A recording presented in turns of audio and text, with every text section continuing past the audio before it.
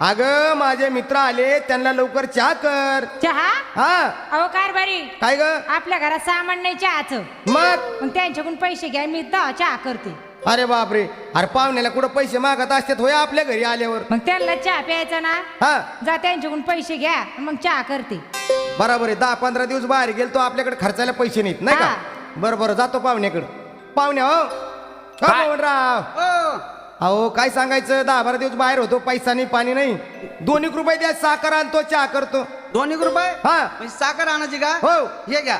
बरं बरं बरं, भागे हा हे 2 रुपये घे. बरोबर. अहो हा ह्या 2 रुपयाची फक्त साखर येईल. मग काय आणायचं? हा आणि अजून पत्ती. बापरे, परत पत्तीला आणू का? हा पाहुणे हो, अजून 2 रुपये द्या. 2 रुपये कशाला?